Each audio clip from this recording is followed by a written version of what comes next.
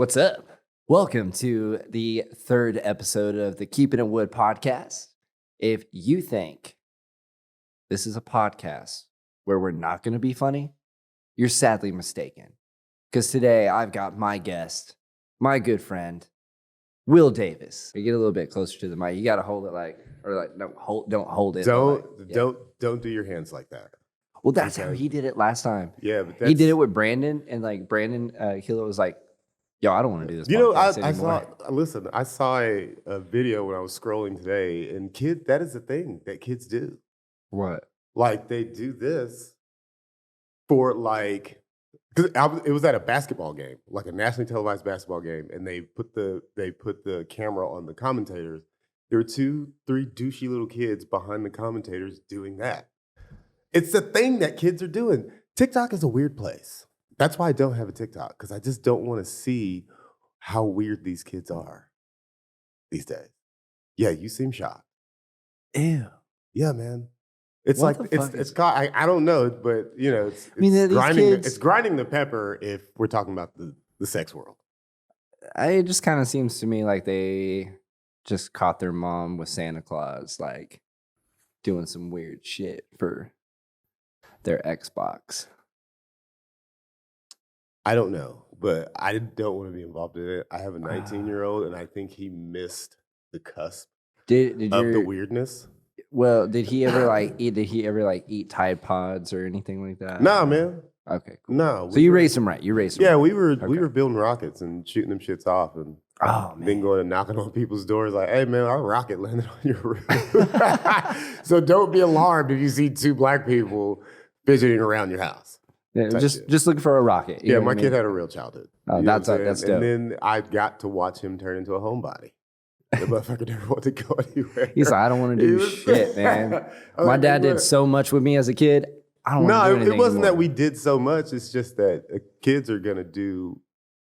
I mean, kids are only going to be involved in what they want to be involved in. If we went to the park and he slid on the slide he slid up and down the slide twice, and it was like, let's go. That's what we did. You know what I'm saying? And, I mean, he was at daycare all fucking day. He went to La Petite, so he dealt with a lot of shit as a kid. You know what I'm saying? I love it. I love when I pulled up today. I was like, all right, where's Will? And I could just like smell the weed, and I was like, oh, there he is. Like, found him. Yeah. I'm gonna get stoned, JJ. No, absolutely, no, 100%. And I'm gonna bring snacks. Yeah, that's what I wanted to bring up, dude. What do we got here? We got the cherry sours. Cherry sours are my favorite candy. Okay. Ever in life. And I brought Reese's Cups because just in case you didn't like cherry sours, who the fuck doesn't like Reese's Cups? If you don't like Reese's Cups, then probably people that are like lactose intolerant. You know? I mean, that's fine. Right, but I bet if I were lactose intolerant, I think Reese's would be the reason. Yeah. Yeah, I'd do the mud butt for Reese's. When I worked at I would take the stomach churn for Reese's, because sometimes you gotta take one for the team, dude. Listen, because ice cream, I can do ice cream, right? But I can only do about 5 good spoonfuls, right? At a time. Okay. And I cannot do it the very next day. If I do it again the next day, that third day is gonna be rough. I used to. Is right. Probably about 2007, 2008. Like, I had a very big problem with Ben and Jerry's ice cream because I was eating the whole thing in one sitting. That's only something white people can say. Yeah, that you can sit and eat 100%. The whiteness is showing out of this right now, but like it became like you can eat that much ice cream and be okay.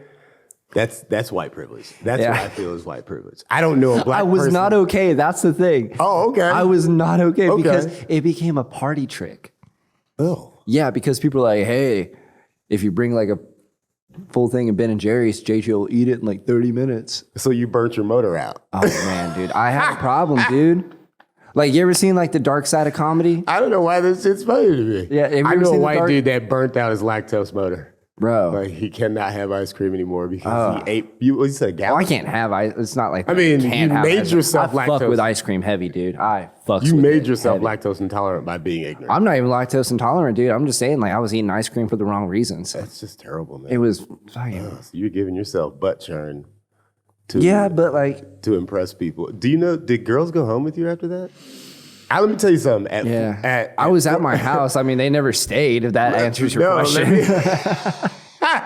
Let me tell you something. At 40, if I see someone that I'm attracted to take down a whole bunch of ice cream, if they take down too much cheese at a party, I'm like, nah, I'm not gonna go home there because I know definitely not gonna eat her ass. Oh God, man, we've been in this podcast.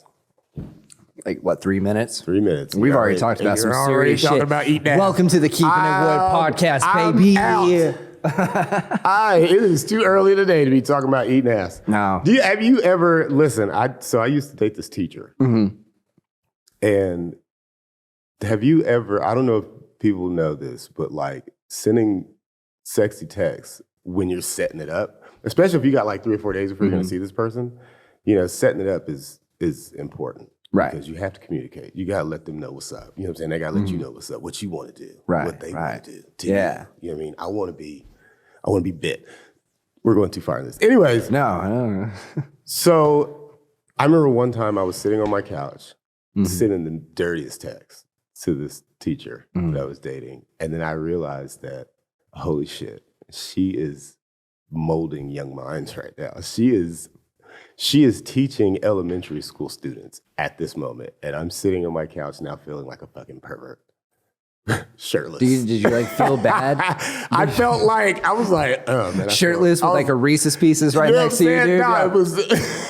No, I was about to. This bitch. I was about to eat a bowl of oatmeal, oddly enough. So I sat my oatmeal, let it cool down. I sat it on the table, you know what I'm saying? And I'm shirtless because as soon as I finish this oatmeal, I'm going to get dressed so I can go to work. It was a whole thing. Right.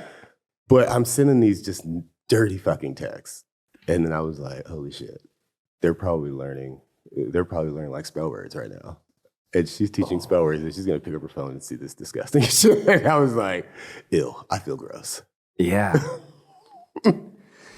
Damn, that is a confession that you're only going to get here on Keeping It Wood with JJ Wood. Slap hands. Yeah. I love it. And it came from me, comedian Will Davis. Don't text if you're having sex with a teacher or if you're dating a teacher. Do not text. Just don't do it during school hours. Yeah, just don't do it during school. Really don't do it. Don't do it during the week. Teachers don't have time for you during the week, especially if they're just if you guys are just casual.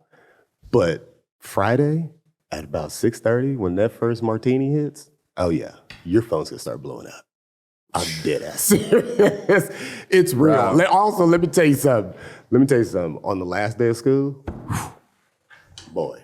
Because all they have to do. She's already wearing like the matching outfit, all like the they matching have undies. to do for the entire day is be there. That's it. I had this girl text me it was like a Tuesday. We're getting out on a Tuesday, and she said, she was like, I cannot think about anything else. She was like, I'm not even sure all my kids are here. I was like, yes, because at the last day of school for a teacher is like, depending on what your vice is, you know what I'm saying? And this particular teacher, she just liked to cut loose because she dealt with children. She taught 3rd grade. Man. So, you know what I mean? So last day of school, she's like, dun, da, da, da. Bro, she's meet you at the door, son. Huh? Did you have like a hot teacher, like a teacher you were attracted to when you were in high school? I did. And for the sake of maybe how far this podcast is going to go, and I don't know if she's still alive or not, but yes. Okay. Yes. Because she used to wear those is this appropriate to talk about? Okay. Yeah. Oh man, because I don't want to. You know what I mean? You got to be. We're not, dude. There's worse things being said these days. Hold on, but the climate's tight, and you have to be respectful. But I will say, as a young man, as a young boy, this was my first encounter with maybe a teacher that didn't wear underwear, but she wore those pants that were like 70s style, super. Oh yeah. Like almost like gaucho pants. but like not kind of have like built-in underwear in them, but like no, they were just no. loose pants, and Oh. they clung to her, and so when she would walk back and forth, you know, sometimes now that I'm an adult, you kind of think like That's a little inappropriate as a teacher. like that teacher knew that she had young horny boys in her classroom. She could have put on some sweatpants, help your boys out. You know what I'm saying? Like I we mean, would just when 'cause you're when she like- would, some days when she would wear these pants, we just be like, and my boy PJ would point it out to me, and he would do his hands like this. Yo, Miss Thompson got that. Miss Johnson got that fucking cake today, dude. Hey, let me tell you something. That was one of the best teachers I had because she understood that she was molding. She did understand that she was molding young minds because she taught consumer math. And consumer math is teaching you stock market and checkbook balancing. And you know, in 2000, when I graduated high school, balancing a fucking checkbook was important. Right. So shouts out to her. Right. But And we had business math in my high school. That's what we called it, and it's Yeah, the yeah. same thing. Like, taught me how to do my taxes. well, I went to school on the South Side, so they taught us to be consumers, not business people. Yeah. They taught us to buy shit and be poor. No, so like I had a teacher when I was in high school that was very, very attractive. And it was only like the last 2 years. In my senior year of high school, because I was in theater. Is this going? Oh shit! Oh, bro. Is this? We did. Are you about to expose? I'm not going to expose. Are you about to get somebody arrested? I can't even remember her name. Statute of limitations. Anyway, So, go ahead. listen. My senior year of high school, for theater, our final like big play that we did was High School Musical. I'm sorry, But okay, I'm a failed drama student, so No, it's- I 3 appreciate this. people in our class wanted to do that, right? All of the rest of us were like, "Fuck that, dude!" We wanted to do this play about these 2 old ladies that were like killing people in their basement. Right? It was actually a very funny, like, well thought play. But like, they're What year did you graduate high school? 2007. Okay, I graduated in 2000, just for reference, so we can know, you know, Right. 'cause But like I High feel School like you guys, I Musical, feel like 7 years later, you guys started to get really weird. But go ahead. right? But High School Musical got like it was like one of the biggest plays at the time. You know, the movie had just come out; it was a big hit. You know, Zac Efron. We would have We would have slandered that so hard Oh, with like- words that would get this podcast canceled. We no, we're only on the 3rd episode, man. I'm just saying, bro. You know what I mean? But that's how we were in 2000. But so that play right there turned a lot of us into alcoholics. Oh, shit. So we were allegedly, Miss McIntosh, if you were watching this, you know what was up. You knew what was happening. Okay. Like, not really. Whatever, she's retired. It's fine. But like, we were doing like a little taste of the play at like an assembly or whatever. And this assembly was at like 9:30, 10 o'clock in the morning. So all of us started drinking at like 7 in the morning. It was bad. This is in high school. This is in high school. Yeah. Shit was popping off, dude. Wow. But like, so and I'm gonna tell you, dude, I played the fuck out of my role. I was like the DJ guy. So you played a DJ. Yeah, well, I was like the announcer, like kind of in between things. Like, and I was just like, bro, I'm not gonna lie, I fucking murdered that role because every single review that we got, well, yeah. Every single review that we got, they would be like, cool, like, you know, so and so played this role, like, or played this role really well, and so did this, and this. But then they got to me, they're like, this dude, and it was like, like they had this huge review about me. So I was murdering this role. And so we're at this assembly. I'm high, I'm drunk on vodka, and I'm just like dominating the dances, like just getting it, right? And afterwards, I'm like walking around school, and this teacher that I thought was very attractive, she was like, I just got to tell you that I didn't even want to go watch that play until I saw you out there dancing like that. And I kind of like misinterpreted that as like, what's up? You know? And it was more just like, no, like you made me want to go watch the play. And Oh God, JJ. yeah. Man, this is I let's back up. I'm just saying, like, I mean, that was it was just like a very attractive teacher. And, you know, nothing like happened to that. You know, it was just like, But no, I wasn't like sitting there hitting on her. You know what I mean? Did we kick this off with what's your? Did you ever have an attractive teacher? Yeah. Damn, why did we went dark quick? Yeah, That dark? I mean, not dark, but they went sexual quick, like. Because my mind started racing as soon as you said that. And it was like, oh, man, we didn't even warm up or anything. Let's just get right into it. Hey, man. That was high school for you. Did you? I don't know how we fuck any teachers? Not like, did you fuck any teachers? Did you find them attractive? You know what? That's like, let's back up. Like, I'm not saying like, did you ever fuck a teacher? It's like, did you ever have a teacher? But let's not pretend that, the reason why I can say that is because let's not pretend that we didn't know that there were teachers fucking students when we were in high school. I just kind of put it to, you know what I thought when I knew that this particular student was having sex with this teacher is just like, how is he doing that? Like, how does it, like, you know what I mean? Because my mind was so young. Like when you said you guys were drinking in high school. Yeah. I had maybe had a drink maybe about 4 times by the time I was a senior in high school. I smoked a little bit of bud. Oh, wow. Okay. You know what I'm saying? But I was just so behind. The first time I went to high school high, my senior year, I was so fucking paranoid. You know what I'm saying? I grew up in a small town, man. We didn't really have much to do. I took 2 puffs of a roach that this dude had at the bus stop.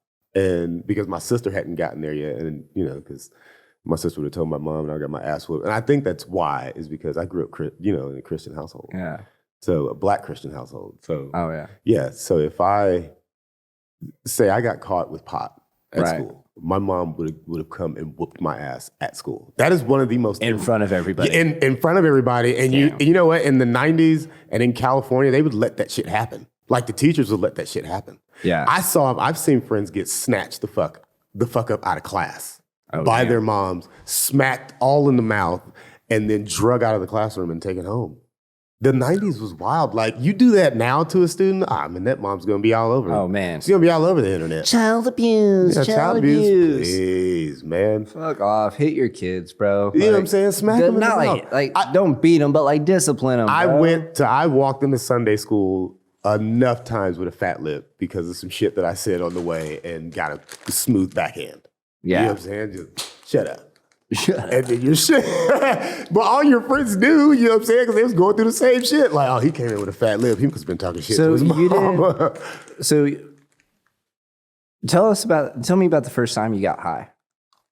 I was with my 2 older brothers.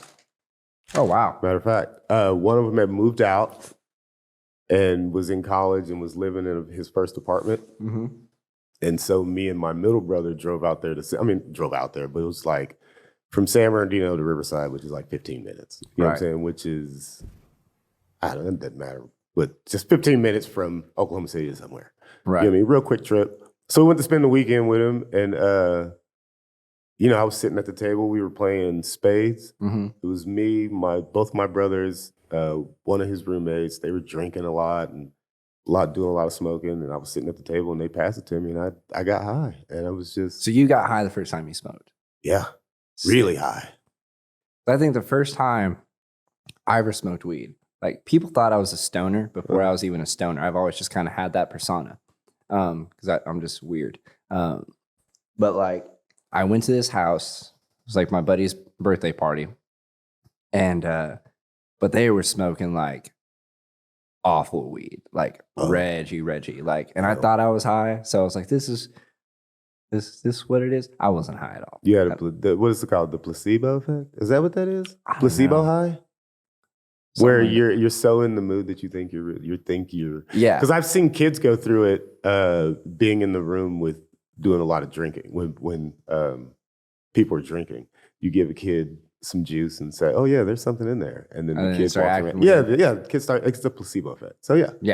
You thought you were high. Yeah, and I was not, because I remember the first time that I got like high. Yeah, man. I was like, my buddy gave me some, like, it was the first time I ever had like chronic, like dank. I remember that time. Oh man, and I'll never forget this. My buddy let me borrow a pipe. My mom, my sister had like gone out of town for a minute.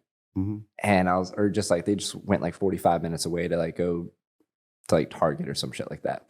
And so I loaded up the bowl and I was like, fuck, like I don't have a lighter. So I walked to one of my neighbor's houses, like a couple blocks down the street, and tried to get a lighter from him. Mhm. And I knock on the door, and it's this girl that I had this huge crush on that opens it. And I was like, hey, do you have a lighter I can borrow? She's like, yeah. So she like handed me a lighter. I went home, I smoked it. And that walk back to that house to give the lighter back was the most magical walk I've ever had. I was high as fuck, and it was beautiful. I remember I was 14 and I was trying to talk to one of the girls that came over because I left that part out. My brothers were whores.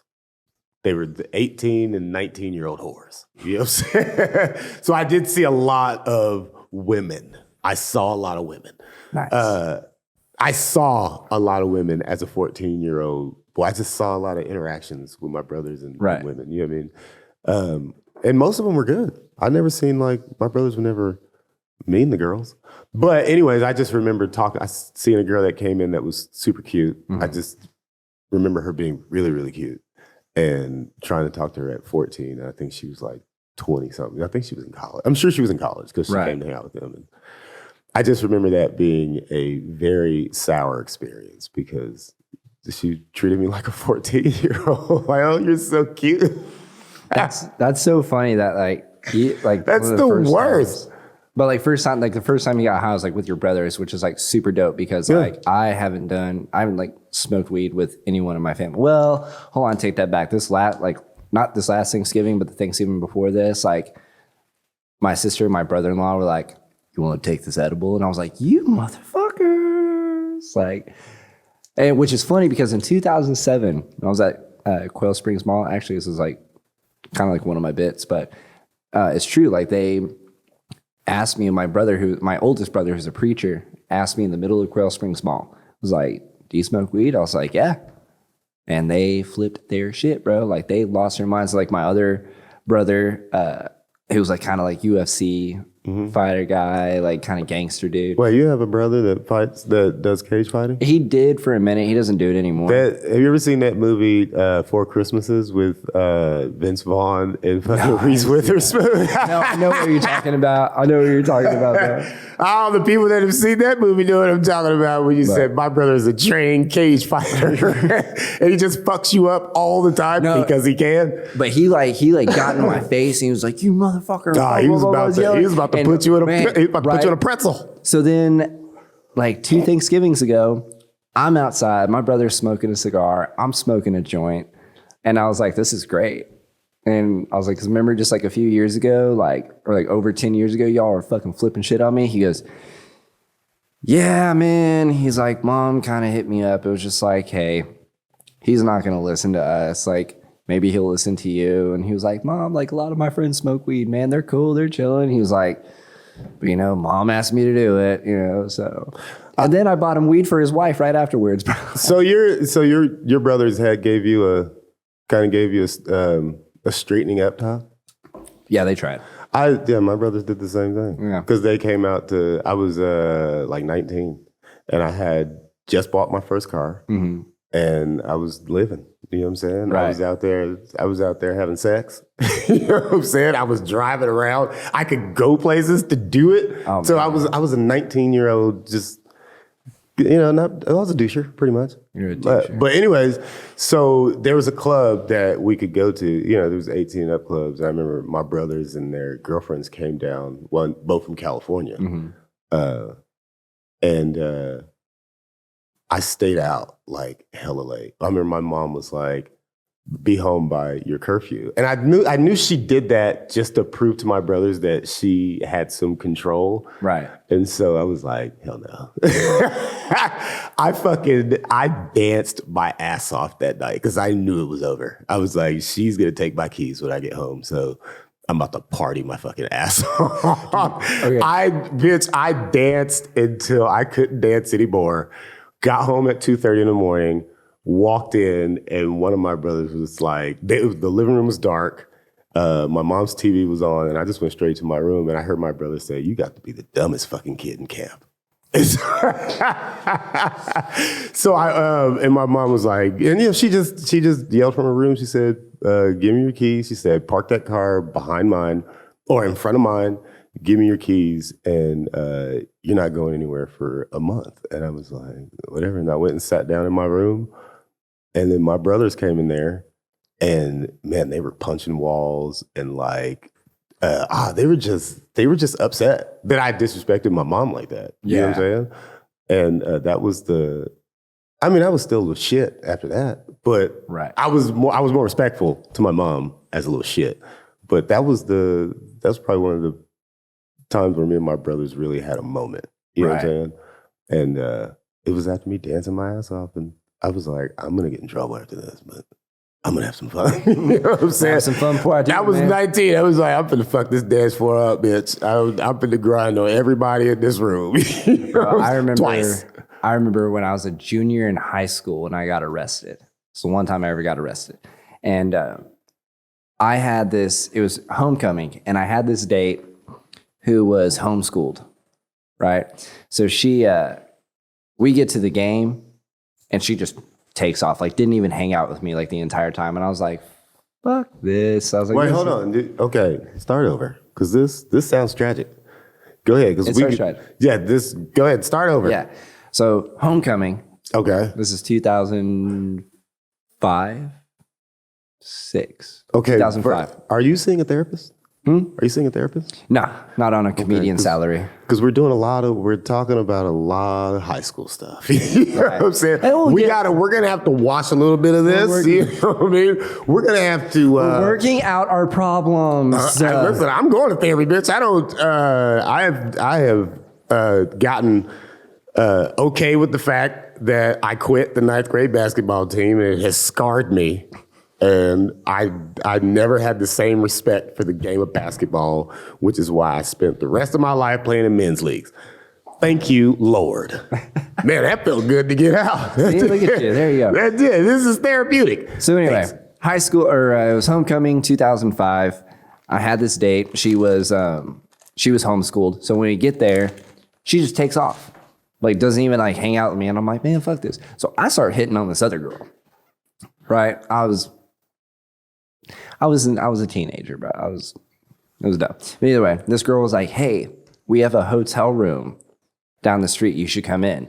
And I was like, bet. So like, there's a group of us that were like, yeah, we're going to go do this. This is karma hitting me instantly, right? Mm-hmm. So my date finally comes back around. She's like, hey, so where are we going after this? I was like, girl, I am dropping you off and going to this after party. So I do, and I drop her off at home. And I go to this after party. We're all sitting in this hot tub at this Best Western. And the owner of the manager of the Best Western comes out, and he was just like, you all get out of here, like blah, blah, blah, you damn kids. Like everyone was drinking. I wasn't drinking at this time. So the manager comes out and calls the cops.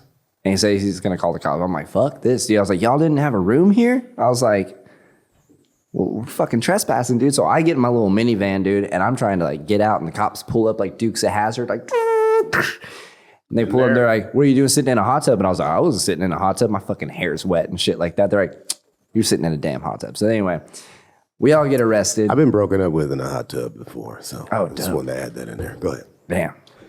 Do what you want with that information. Skydance Brewery for the Drafts and Laughs comedy show. Oh, I'm looking at the wrong place. Comedy show tomorrow night. January 20th, 2023. Yeah, this isn't coming out for a couple of weeks, but cut that. Use that for promo. Duh. Come on, man. Come on, man. So anyway, you think we're gonna get started today? So I get arrested. Mm-hmm. My mom comes and picks me up from the police station. It was like 3:30, 4 o'clock in the morning, right? And I get home, and she's like, "Give me your keys. Give me your cell phone." And I was like, all right. Like, I kind of knew. I was like, I fucked up, whatever. And the next morning I woke up, she goes, here's your keys. I need you to get around because I can't take you around places. That's the trick. And here's your phone because I need to get a hold of you at all times. And I'm like, so I'm not like ground or anything? Fuck no. I went to the dance later that night, dude. It was tight. Homecoming? Yeah. Or the homecoming dance was the next night. Yeah. So it was pretty tight. Man, that seems like white privilege too. It's like, yeah, hey mama.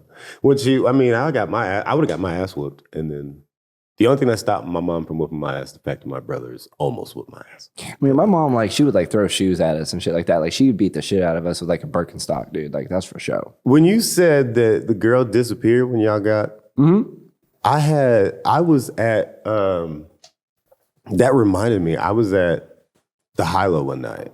I love that part. And I mean, R.I.P., rest dude. in peace. R.I.P. Rest in peace to the historic Hilo. You gentrifying sons of bitches. Or at least Brahms didn't do it. Brahms almost did it. They almost did it. I said, man, with them soggy, raggedy ass fries, how the hell could they purchase the Hilo? You know what I mean? Them raggedy ass fries ain't paying for nothing. But those chocolate shakes are fire. Man, fuck that fuck those that ice burgers cream. are amazing. I don't eat beef. Fuck that. And them chicken sandwiches ain't it. Them ain't chickens. Them ain't Brahms chickens. Huh? Brahms got the chickens left? That's fair. We're on a chicken shortage. And you think Brahms got chickens? Bro, Fuck no. These egg prices are Not in Oklahoma. outlandish. I just bought eggs today. They were $6. Really? What I picked up this morning. What'd you get? Just like 2 eggs? Listen, what I picked up this morning would normally cost me $25. It cost me $40. It's just wild. Eggs, milk, bread, tortillas, 2 types of bread, tortillas, and then I didn't buy anything stupid. I don't think. And then this is sriracha because I was out of sriracha. You know, I need sriracha from my. Dude, I had to have like hot sauce on my eggs all the time, or I can't eat them. I make fried rice, different types of fried rice all the time, and sriracha is very important. Oh, absolutely. Yeah. Anyways, the magic question, JJ. That I said we need to start this damn podcast with the question. Okay. Give me the question. Oh, that question. Okay. I'm mad that I had to bring it up because I feel like you were going to try to get out of here without. Oh, no, we were going to talk about this at one point. And you know what? That camera is on my damaged hand. It's been on my damaged hand this whole time. I got a damaged. Look at my pinky, y'all. Check me out.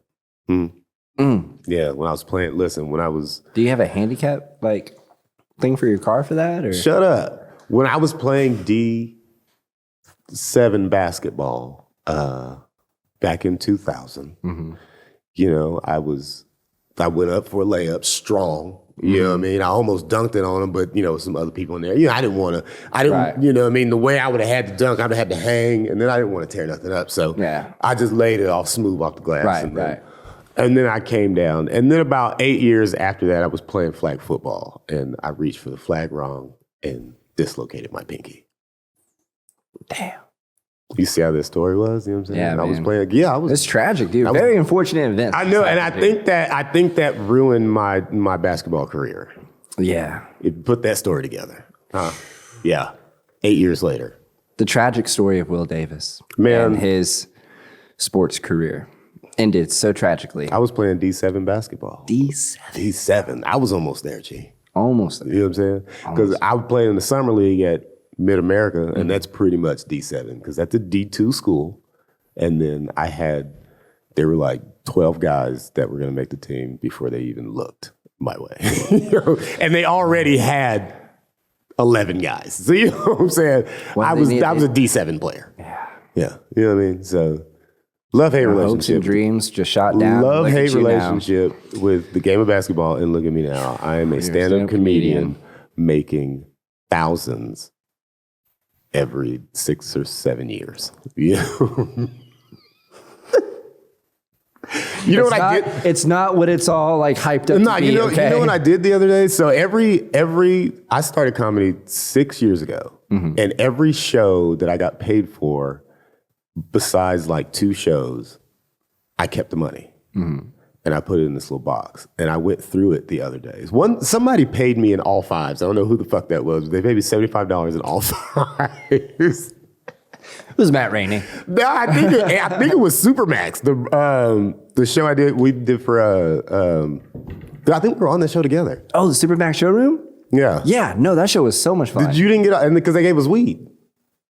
They gave you? Oh, they did give me weed. Yeah, I forgot about they that. I was gave about to us- say, they gave you weed? I mean, no, they gave me weed too. I us forgot. like 2 eighths of weed. I was like, and it was some fire weed too. Oh, it was very good. That was the first. It was very good. I felt good about that show. They had like the dab rig set up and all that stuff. I don't do dabs. You don't do dabs? Nah, man. I mean, I do a little bit. I do concentrates every now and again. I'll line my blunt with some concentrate. I thought, did you just catch a Oh, there's like my dog's hair is just floating around here. Your dog's hair is everywhere, and your dog's not even here.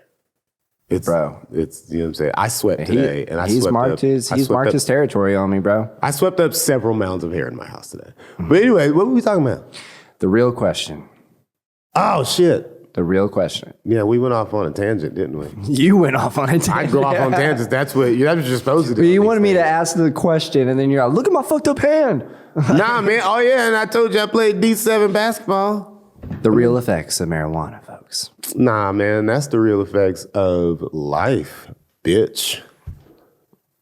Go ahead. Cut that. Keep that. Send it to me. That'll probably be a highlight of this episode. The real question: wings, drums or flats? Okay, boom. First of all, let me start this by saying I'm trying to stop myself from eating chicken. Again, I was vegetarian for a really long time, but I have been eating chicken every now and again just for a little treat. You know, Right. Because Treat yourself. it depends on the amount of pieces. You know what I'm saying? It Okay. depends on the piece amount. Okay. So if you give me a 5-piece, Right. I want 3 drums, 2 flats. Okay. Okay? You give me a 10-piece, I want 60-40 flats. Okay. You feel what I'm saying? I want to do more work on the flats if I got more wings. Right. I want more flats. You know what I'm saying? If I'm at a party and there's just mad wings, I feel like I'm all flats. Unless there is somebody at the party that I'm trying to fuck with. And then I'm drums. You know what I'm saying? You know why you're all drums if there's somebody at the party Why? that you want to fuck with? Yeah. Because you can dispose of a drum real quick. You know what I'm saying? You just pop, pop, pop, pop, bow. You know what I'm saying? Trash can. You stand by the trash can, pop, pop, pop, bow. Flats, you got a two-hand that motherfucker. That's testy.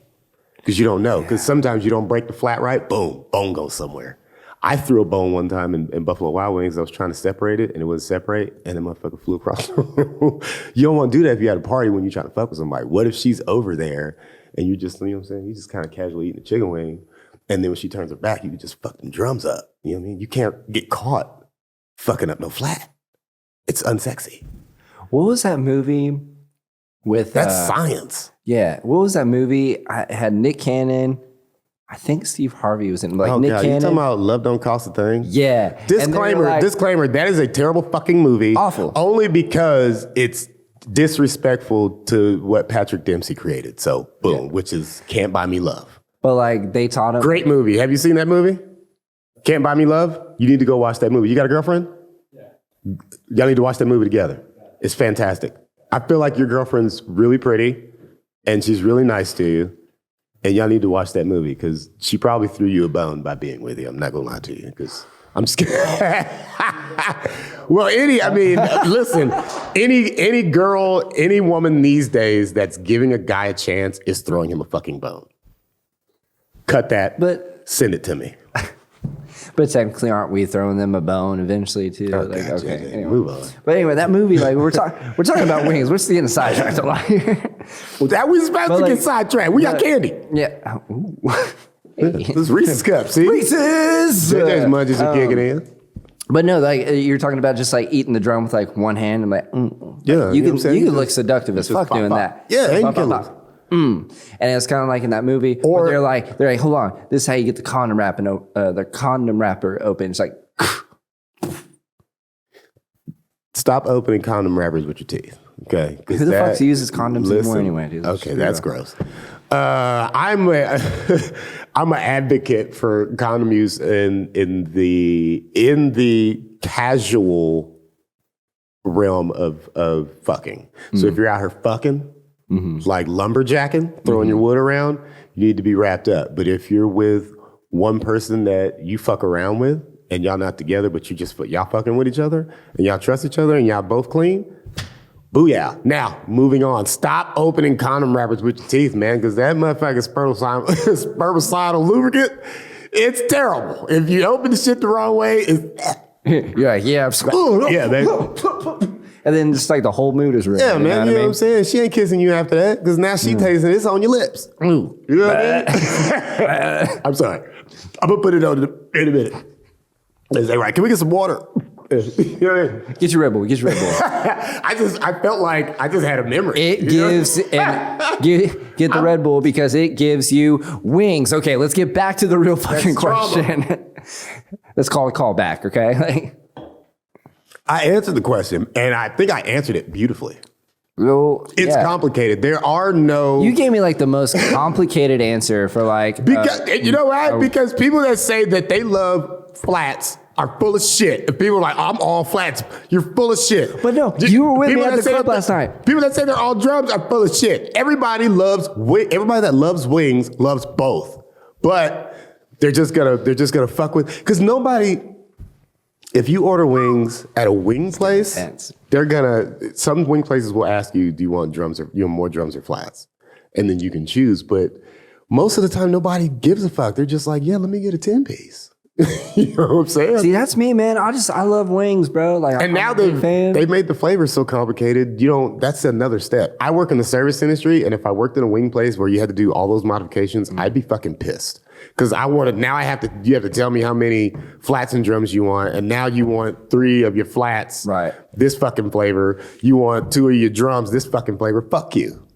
Get out of here. You know what I'm saying? Sorry, I'm traumatized from it. I work in the The service service industry can really. I love the service fuck you industry. up. So Yeah, it can really mess with you, man. That's 100% true. I feel like I just got, Like, you know what I can't stand about the service industry, bro? It's like, okay, so when I first moved here, I worked at a Panera Bread next to 3 mega churches, bro. Ooh, Sundays was popping. Oh, bro. Hallelujah. Hallelujah. There's a 3. There are the 3 worst types of people in the service industry. Okay, now Sunday eaters. number 3. I don't know why I'm holding my finger like that. The third one. You got a little ass ring finger. I just want you to know that. Yeah, that's why I can't ever get married, dude. No ring will fit. Yeah, Single for and you're thin, and life. I know you like you know what I'm saying? So, all right, the third worst people ever. Okay, the FFA kids or the FA. Yeah, the F. Future Farmers of America? Yes. Fuck them kids. Okay, they're nice. Yeah, I dealt with Okay. them at a restaurant. Yeah, they're nice. They're very simple. Don't tip. Fuck them. Parents, raise your kids better. The second is the church crowd. How the fuck can people who just got a little taste of Jesus go in to a restaurant afterwards and act like dicks? Okay? And Because they've been serving the Lord, and they want somebody to serve them. yeah. And also, church people are the most budgety people ever, because if they're dedicated to the church, then that means they're dedicated to giving. When they give and they tithe and they give the extra shit. My mom was like that. So they know exactly how much they're going to spend when they get to Right. Chili's. I've never worked at a Chili's, but I ate at a Chili's after being in the service industry for like 6 years. I ate at a Chili's on a Sunday, and I saw the stress on these servers' faces. I was like, see it. oh, You they are feel making it. no money, and I saw so many lemonades and sodas, and I was like, fuck, this is sad. Because you're feel busting for 'em. You're You feel busting your for 'em. ass for fucking 4 hours getting ran down, and you're walking out of there with $1.20. I'm not doing that. No, man. No. The place I work at is super tiny. You know what I mean? Your section is small but big. You know what I mean? If you can, It's girthy. yeah, okay, yeah. Small but big, girthy. It's facts.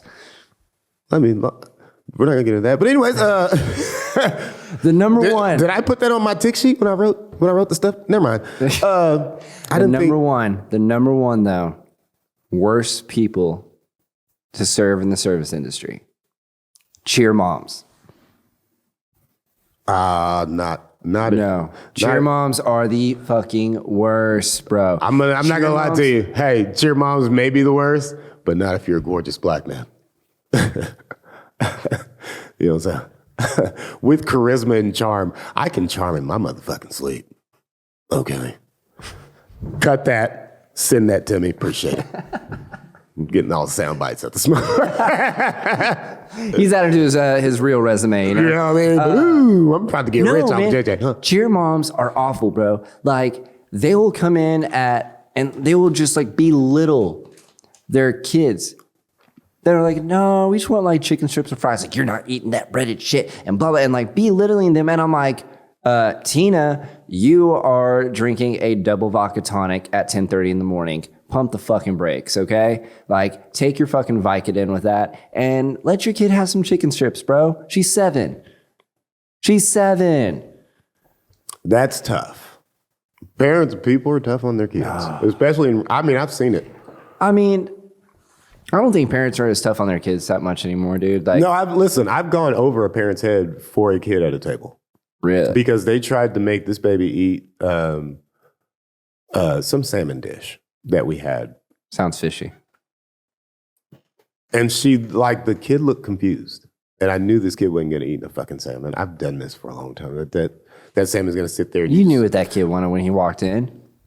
I said, you're going to waste $40 on this kid and on this fucking salmon. Nobody's going to take it home. And so I said, we do have a kids menu. It was like, you don't have to color on the kids menu, but we have chicken strips, corn dogs, and the kid lit up chicken strips, French fries. Boom. Smacked that whole fucking plate. You know what I'm saying? They weren't going to touch that salmon. He's happy as shit. But their parents were like, yeah, they're going to have the salmon, and she's just going to look like, I don't know fucking salmon, bitch. Like, what the fuck is salmon? Go try to give me to eat this bullshit. And she really looked at her parents like that, like, stop doing this shit to me. Like, you want me to eat broccoli and shit too?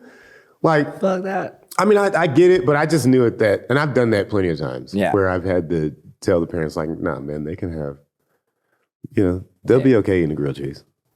They'll be all right. Grilled cheese and fries. Grilled cheese and fries keeps kids way quieter than a fucking plate of salmon or whatever, or the pasta. You know what I'm saying? Because people always go for the pasta dish on the menu because it's cheaper than everything, and they think their kids are going to love it. I've had the pasta. Your fucking kid's not going to like that. So yeah, let's get this. Let's get this little motherfucker. The pasta is not kid friendly. It's not kid friendly. Let's get this kid some chicken strips and some fruit. So yeah, where are we at on time, Jay? we're kind of where are we at right now? 47 minutes. All right, cool. So we're gonna wind this down. First off, man, like last night, you hosted Bricktown Comedy Club's open mic. It was awesome. It was fun. The big thing about it afterwards was you and I went out afterwards and we wrote together. And I think that is very important for comedians to do these I feel like days. that piece of paper has been in the shot. I'm sorry. But yes, we did that last Candy's night. been in the shot the whole time. Nah, you're supposed to, because you never know who's going to pick this up. And then Reese is to be like, I'm going to give them $1 billion. I am looking for sponsors. We're not in the hood, and we're not in the good. We're feeling good. Will Davis, stand-up comedian. He can also do singing for commercials. I'm gonna write your jingle because I do need to get a jingle eventually. you should have a jingle. Yeah. But anyway, we wrote last night. It was really fun. Had a good time. I think it's kind of important for comedians to have like a writing partner to kind of help out and get another perspective of your jokes.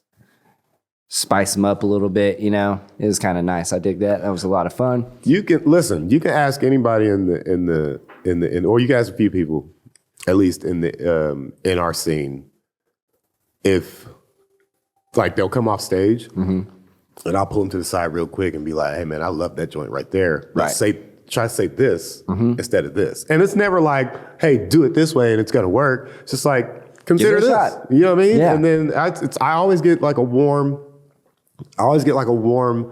welcome for that. You know what I'm saying? Because that's what the older comedians did when I was coming up. You know what I'm saying? Shouts out to Julie Drake. Shouts out to Lenny Van Horn. You know what I'm saying? Shouts out to Ben Flint. Those guys always put me to the side. You know what I'm saying? Right. It's like, hey, Ben Flint was the one that told me to stop sitting down. Because remember, I used to use the stool because comedy's weird. So weird. You have comedians that stand behind the pole the entire time. Do you know they're hiding? Boners? No, they're hiding themselves. Oh. Yeah, it's real deal. The stool's the same way. Yeah, I just like Jabberwockies. The reason why they're such good dancers is because they are a different person when they are behind that mask. Right. And you're a way different dancer when you're behind the mask because nothing is flawed. Because they can't see you. They don't know who you are. Right. You know what I mean? So when I sit down on the stool, that's comfortable for me because it's, like I'm calm. But Ben Flint said stop doing that because he said if you walk on stage and immediately sit down, the crowd sits down with you and your jokes never go up.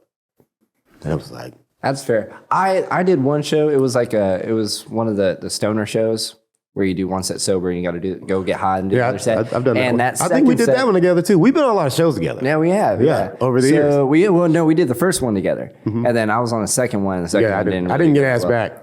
But like, no, I got like the second show. Like, 'cause my first set was okay. You know what I mean? I think I kind of lost them for a second, so I was trying to bring them back. And so the second set, I was like, all right, I'm going to level these people a little bit more because like the stoner crowds are so much harder to make laugh, or it's like their laughs are delayed. You know what I mean? Oh yeah, because they're slow as fuck. Because they're like, but your jokes should be slow as fuck. but too. like, so no, I like sat down and like leveled with them, and I felt a little bit more comfortable like talking to everyone. You know, it kind of worked out a little bit better on that part. Yeah, you gotta give them. You gotta get energy first in whatever way you can, and get them to trust you. Right. Because if you sit down and you're not funny, and then they don't hit them with a dick joke. I thought that we were going to be semi-serious on this. And then JJ said the word dick so many times. And I'm offended. I'm 40. Oh, you should watch the Healy cast that me, Daniel Healy, Cody Freeman, and Brandon Killer. Nah, man, fuck that. We said come 48 times. I've done Healy's podcast, but I did it with when he was Highness and Boozer. Oh, with okay. Brandon Killo. Shouts out to Brandon Killo. Yeah, he was just on the last episode. Yeah, cool. Yeah, that's my guy, man. Well, Brandon Killo's everybody's guy. You and Brandon Killo have really done a lot of things for the comedy scene in Oklahoma City. We're small, but we're out there. If they came booking in Oklahoma City, we show up and show out, which is dope. Right. You know what I'm saying? Because we've got plenty of talent to go around, and you guys are really helping us with that. And so, from a guy that's been doing it for 6 years, I definitely appreciate you, and I definitely appreciate. Shout out to Brandon Killo. Yeah. You know what I'm saying? Because the shows are helpful. No, absolutely, man. We all need them. Sometimes the shows aren't the last few shows I've done haven't really been like a big turnout in aspect of just massive amounts of people, but it's quality because the people that are there listening are there to laugh. The intimate crowds are the best thing in comedy because if you can keep it, because your odds of making these people laugh are much slimmer when the crowd is smaller, obviously. But if you can make the smaller crowds laugh, you know what I mean, and keep them in. Then you do those fucking Marty Johnson just he opened up for Howie Mandel. And we used to give Marty shit for his Edmund jokes, and then they fucking hit, dude. Well, they hit enough because somebody told me when I first got into it, find some jokes, stick with those shits. If they're bangers, stick with them. Use those to get every opportunity you can. But as you're doing that, continue to write using your experiences, and then boom, and that's Marty Johnson. But I saw him the other day, and I congratulated him, man. I was like, "Fuck yeah, bro!" Yeah, no, I saw him last night. That's what we all want, and he's older, and he's one of those guys that could have sat down a long time ago and been like, "Fuck this." Marty's been doing this for a very long time, real dude. long time. And Shouts out to Marty Johnson. That's my dude, man. I love him. Fuck you, Marty. Julie Drake's He'll been get doing back. good. I'm gonna have both of them on the podcast. Lenny Van Horn too. Yeah. I'm actually going to Missouri I've got a show in Missouri next week with Lenny. Nice. I'm excited.